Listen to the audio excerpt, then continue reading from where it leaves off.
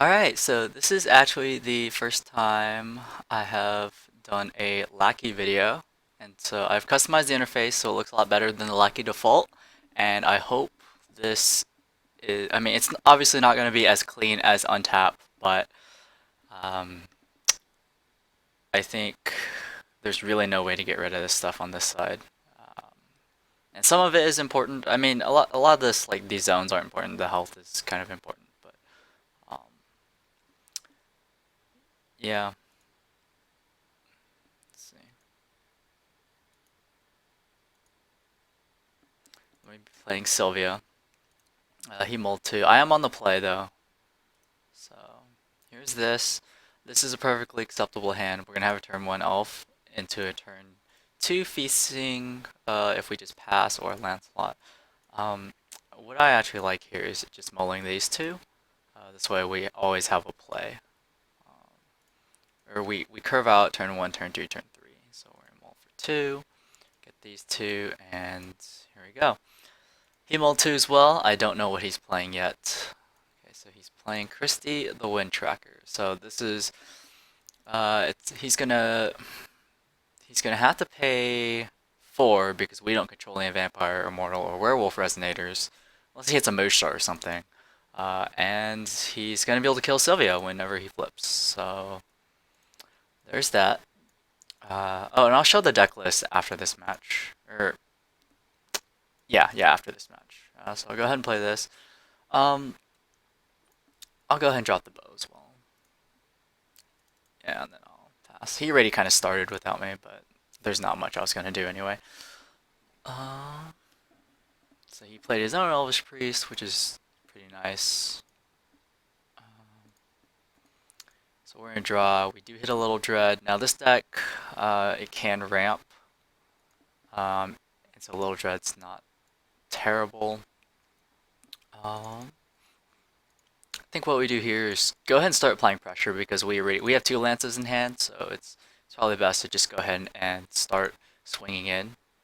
Utilize the fact that we are on the play, and he can't block because I just bow it, so he doesn't really want to block anyway. So it's most likely just going to take 6, and then we'll pass. The other line I was considering is actually flashing and feasting, but I think that's a little bit reactive since we're on the play, and we're not a control deck by any means. And so I want to be aggressive, put the pressure on since... so he's bluffing a feasting here, obviously, leaving up 3. Um, yeah, clearly bluffing a feasting. So what we're going to do is we're going to just start off by swinging, and we're going to get that feasting right out of his hand. Yep, he plays feasting. That's fine. What we're gonna do actually, well, we're gonna call stone no matter what. So I'm gonna go ahead and do that now. Now we have several lines of play.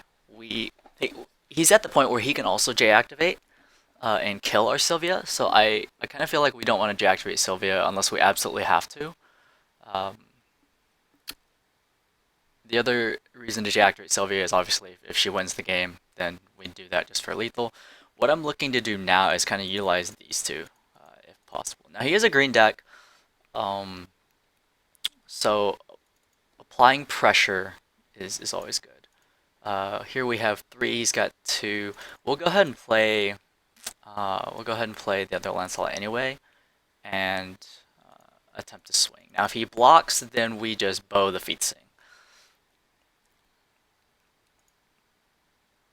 And then what we're looking at here is setting up a little Dread next turn to steal, like, maybe his feasting, I don't know.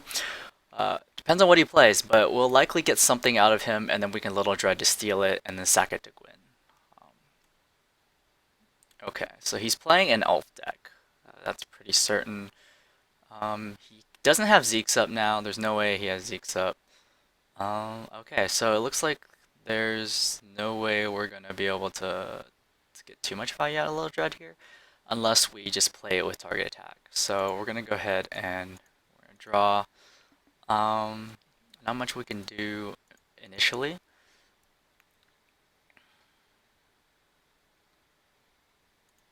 We could play Little Dread and give it target attack, and that'd be interesting. What we're going to do here is we're going to swing... Uh, what he's trying to do is build up a board state, obviously. That's how the elf deck works. He builds up a board state, whereas we're looking to just swing in damage and kill him. He's at 28. We're going to deal 1,000 with Sylvia, most likely. So we're just going to swing at him.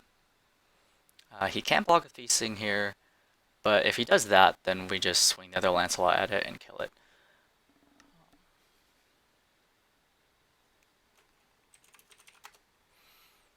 Yeah, just want to clarify, I am swinging at him. Yeah, we're going to swing again.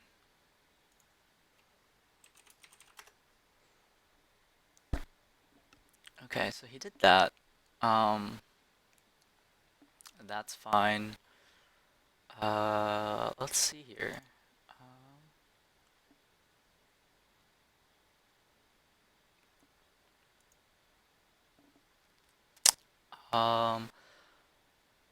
He does have a lock with the multiple Christies, and so the play here is probably just to play the Little Dread with target attack. Give itself... So what you can do with Little Dread if you absolutely need to, and what I'm going to do here is I'm going to play the Little Dread, or first I'm going to call Stone, so I have 5 total mana. I'm going to play the Little Dread with the Awakening target itself to give itself swiftness until end of turn. And then I'm going to target attack to kill one of the Christies. And I think that's the line of play here. Keep him off of stuff on his board, and allow me to really put on the pressure here. So we're just going to go ahead and tap 5.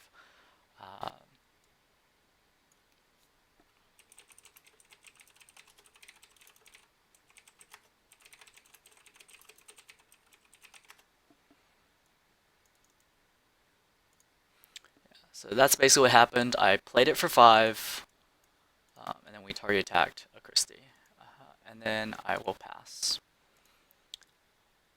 And so we have a lot of pressure on the board right now. We're still... He has to play another Christie. Yeah, which he did.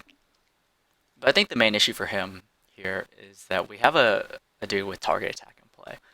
Now, he can stone to death. But I think I'd be okay with that, to be honest. Yeah, so...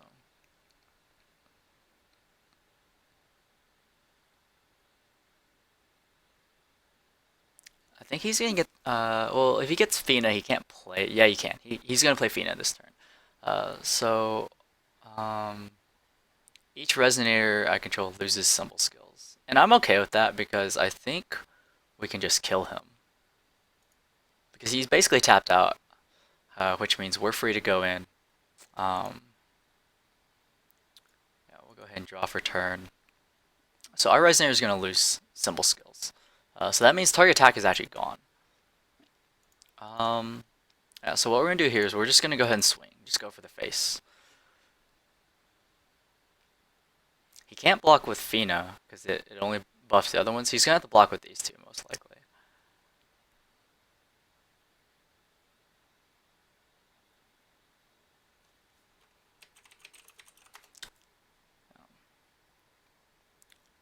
This is also why I like Little Dread. Having target attack is just such a strong thing.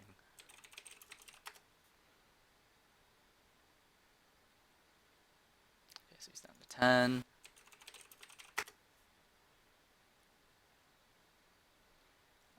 Yeah. Each Resonator your opponent controls loses its symbol skills. Right, so it doesn't affect J Resonator, so I think what we do here is we just... let's see, flip, and then that should be game.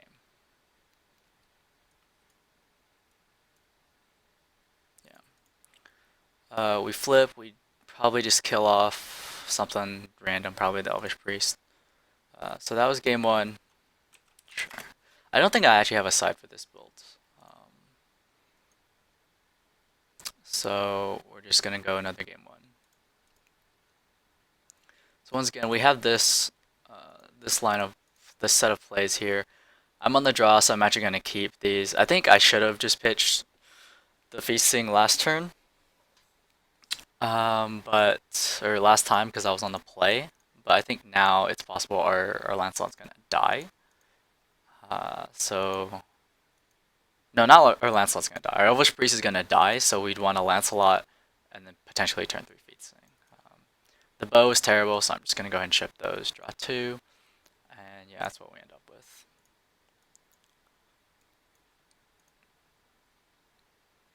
One thing bow does is it gives Sylvia target attack, so that's always useful. And draw, call stone, and we're gonna lead with an Elvish Priest and a bow, and we'll pass.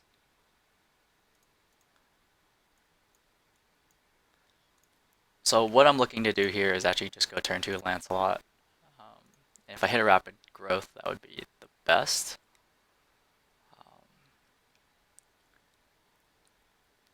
So with his mana, he can't Zeke's me, which is really good. Unfortunately, I didn't hit a rapid growth, so I think what I'm just going to do here is just play the Lancelot and swing in for damage. Yeah, swing. He basically has to take this. He can't block. If he blocks, I'm actually going to bow. Yeah, I don't think you block there. I think that was a critical misplay on his part. I am opening up myself up to Sign the Future, but in game 1 I didn't see him cast anything that could have produced white other than Fiethsing, so I think playing around Sign the Future is not necessary here. So we're going to draw, recover. Now I know he's going to be playing a... Go ahead and call stuff. He's going to play a Fiethsing on me, so I'll go ahead and fish that out of him.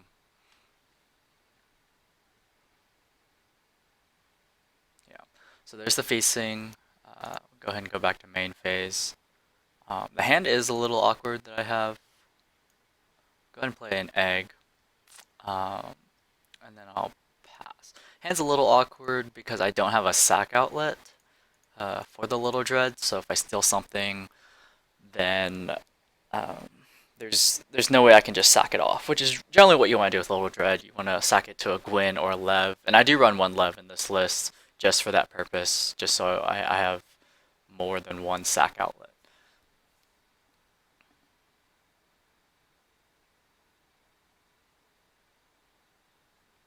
Not sure why he has an Elvish Bowman.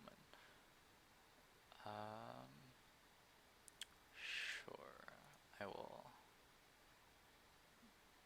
draw.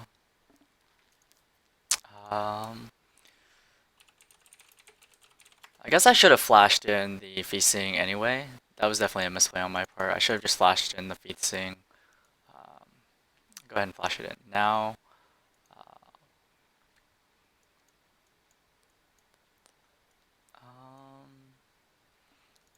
Go ahead and call stone because again, like I said, I don't want to actually cast, or I don't want to J-activate until I can kill him. Otherwise, Sylvia is just gonna die. But at this point, since I ended up hitting all these stones, all the blasting waves anyway, then it may not matter too much. And yeah, I really should have cast this last turn because I had this, or I would be able to play Perceval this turn, and that would have been really useful.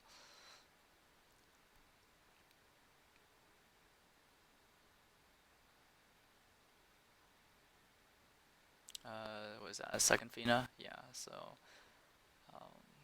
he's got some pretty big dudes now.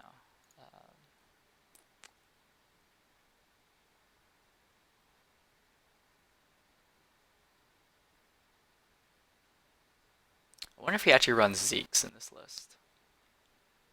He certainly has the mana for it, so I need to be wary about it and kind of need to ask myself, okay, if he plays Zeke's, am I okay with that? Those sort of things.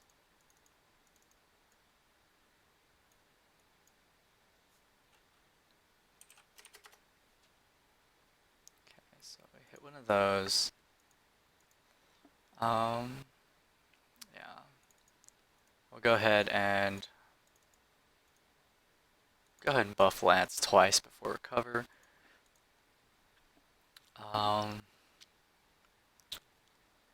So what are we looking here? We'll go ahead and call a stone Yeah, it would have to basically be this one since I hit like all the blasting waves already. We'll go ahead and try to play a Perceval.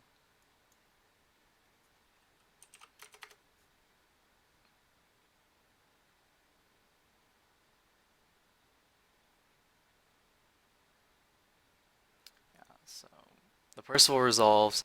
Really, we're just looking for. I think we'd grab. Um, we could grab Lev, but I think we're kind of low on cards in hand. So I think what we do here. Well, we got two options here. Um, we could, with this, we could play a little Dread with the Awakening, steal one of the Finas, uh, and then sack it off to Lev. And that might be a better play because it's more important to interact with his board at this point than. Go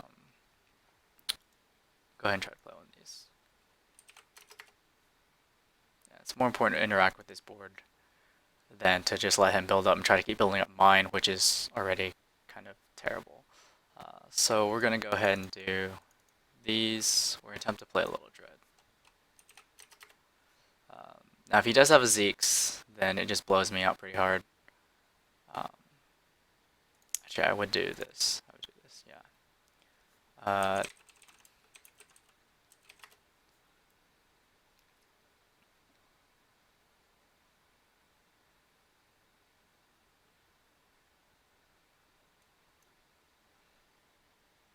Each resonator loses its symbol skills.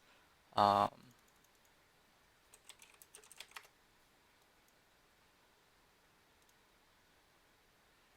that's unfortunate, but I'm gonna, yeah, I had to do that. I'm gonna play a Guinevere and then I'll pass.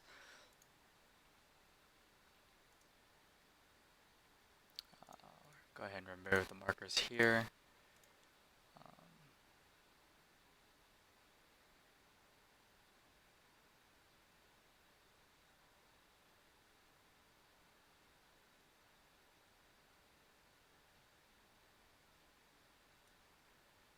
Sure, so he's stoned to death, the little Dread. But it kind of doesn't matter because I have a Rukh egg. So if he doesn't do anything, then I'm just going to sack the Rukh egg, grab a little Dread anyway, and then just steal another guy. Probably steal the other Fina. This way my Resonators have symbol skills again. And then swing with it, sack it off. Probably to Guinevere or something like that. But this is a pretty commanding board state. He is playing Elves. His goal is to amass a board state. And so really when you're playing against someone, you kind of have to ask what is their game plan. His game plan is to amass a board state. Not just a board state, but a particular board state of things like Christie's. Like he wants to get a mass of Elves with 2 Christies, so I can't target anything he has. And then that's kind of how he gets a lock. And then with utility resonators like Elvish Bowman, and I guess that's it. Well, I guess Fina and Elvish Bowman, he can lock me out of the game. So that's his game plan. And so you kind of have to ask yourself, well, how do you progress your own game plan while also disrupting his? And it's important because you don't want to run cards that just kind of shut down an opponent's game plan, or like a deck that's currently popular in the meta. You don't want to just shut that down, but also hinder yourself at the same time, unless your game plan is just so much slower that it doesn't like matter. So we're gonna draw. We did hit the Flame King shout, which is unfortunate because, yeah, it's unfortunate because the Fina being there means that I'm not going to be able to Flame King shout here. Each other elf. Actually, no, that's wrong because it says each other elf. So I think what we do here is we just completely crush him. We're gonna sack the Guinevere or sack the Rukh egg. And with the Rukh egg, we're gonna want to get something to put into play with Flame King shout. So I'm gonna grab Snow White because this is how we get maximum blowout potential. And then we're gonna resolve Guinevere. We're gonna draw 2 and discard 1. Obviously, the bow is terrible here. And then before recover, we're gonna go ahead and buff this twice. Okay. It's important you do this, you know, always, if you have floating mana and like Lancelot, be sure to buff it before recover. Um, and then, yeah, we just blow him out pretty hard. Flame King Shout. So this should kill.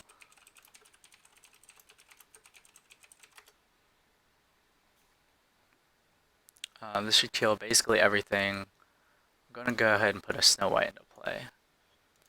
Um,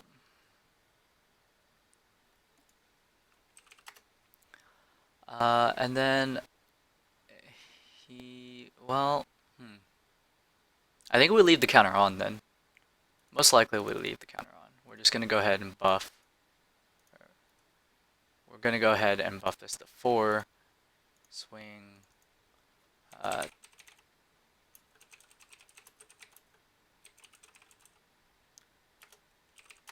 Uh, so yeah, it looks like he got a little bit salty there when he said, I know how the game works. But yeah, that's how Sylvia plays. I don't think there are any other games online right now. This is what the deck looks like. So I have 3 bows, and the reasoning is bow is good against uh, addition resonators. So if they do Susan you, if you have a Sylvia and for some odd reason you don't win the game, uh, or if you have a Sylvia because you need a target attack to kind of control the board state, and then they play a Susan on you, the bow lets you blow up the Ame, so you're not just instantly dead, or you don't have to take like 3200 that turn. It's also good because you are an aggro deck and it removes blockers if they try to make suboptimal blocks. Um, so that's why I run the bow. I run 4 Fiethsing. The Fiethsing count might be a little high, but I do like the 4 Fiethsing because sometimes you don't have a Lance in opening hand, but you have like Elvish Priest and a Fiethsing, and so you have a turn 2 play even if it's a little bit reactive, and it ramps you, and it allows you to go turn 3 J activate if you really, really need to. I don't like going turn 3 J activate, but say your hand is absolute garbage for whatever reason and you have to J activate Sylvia really fast, and then maybe use the bow for target attack, then that's kind of how you do it. Against like, say, if you're playing against like Bahamut, uh, that's kind of, you want to be J activating fast as well because you're going to kill Bahamut, and that's also why the Deathcythes are in here. Um, the Deathcythe with 4 Perceval allowing you to search and grab the grail you need. I run 2 Levs because I actually wanted more ways to abuse Little Dread, and Little Dread is a resonator. I've had awkward times where I have like no Guinevere in hand, and so, or no Guinevere in play or a hand, and so if you cast a Little Dread and you're just like, well, I don't have a sack outlet, then they get. I mean, you don't want to cast a Little Dread, steal a dude for 1 turn, and give it back to him. That's not what you want to be doing with Little Dread. You usually want to be stealing a dude and then sacking it off to either Guinevere or Laevateinn. And the other thing about Lev is that if you do have both an opening hand, and say you're on the draw against another aggro deck, be able to pitch a Lev for mana accelerant. Like, sure, I understand you're going down in cards, um, cards in hand just for mana ramp, but tempo is a huge part of this game. And so being able to, if you got hit by, say, like a Lancelot on turn 2, and then you're just like, well, this is not going too well for me because I, for some odd reason, wasn't able to get a turn 1 Elvish Priest, then if you're able to pitch a second Lev and then get like your Snow White or even like Flame King Shout, uh, something like that, then Flame King Shout into, say, like a Lancelot, um, I mean, that might be good. It just kind of depends on what you're playing. The start that I was going for that you didn't see in either of the 2 games is actually turn 1 Elvish Priest and a turn 2 Lancelot with a rapid growth to blow up their 1-drop. And if you're able to do that, like, they have to basically remove your Lancelot, otherwise you're going to remnant the rapid growth and blow up another dude next turn, and it's very, very hard to come back from that. Um, Especially if they can't do that, and then you call a stone for that turn, and then call another stone, puts you into a point where you can either J activate Sylvia, either with target attack, or just swiftness, or like just J activate and blow up a dude. Sometimes you don't even need the target attack, and then swing and just put an immense amount of pressure on them, or J activate, or not J activate, or just play a Little Dread if you have like Guinevere in play or a Lev. Just play a Little Dread for 5 if the Elvish Priest is still in play. Um, Steal their dude and then sack it off. Like, it's designed to really screw with their board control. That's what this deck does. And so yeah, that's the list. Rukh egg, 3 Rukh eggs. I would fit a fourth, but I'm not sure what to cut. Um, One thing about this deck is that if you don't have a Lancelot, it is potentially kind of awkward because you don't have that many threats. In theory, you can swing with a Fiethsing and Rapid Growth if you need to, um, and that's not the worst, but that's not great. Uh, you want to be doing stuff like Lancelot, Little Dread, um, Snow White. Rukh Egg is in there to combo with Lev or Guinevere to get to get a red card. If it's later game, you can grab the Little Dread. If it's still super early, you can grab the Lancelot. Just grab whatever you need. If they have a dragon, grab Susan. This deck is all about mounting pressure while also putting on a certain degree of control. Um, and sometimes if you're playing against, say, like Alice's World, and they just go turn 1 Elvish Priest into a bunch of dudes, being able to go turn 2 Flame King Shout is sometimes very, very good.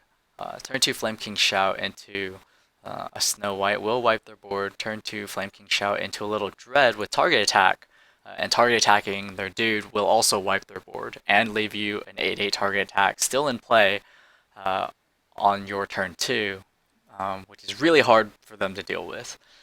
So just yeah, I mean this is a really fun list. The stone deck, 1 Little Red Pure Stone, 1 Fire Magic Stone, and then these.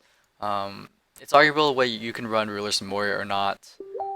The list actually can run a Rulers of Moria if we can fit in 1 more Regalia for 8. That way it's more consistent.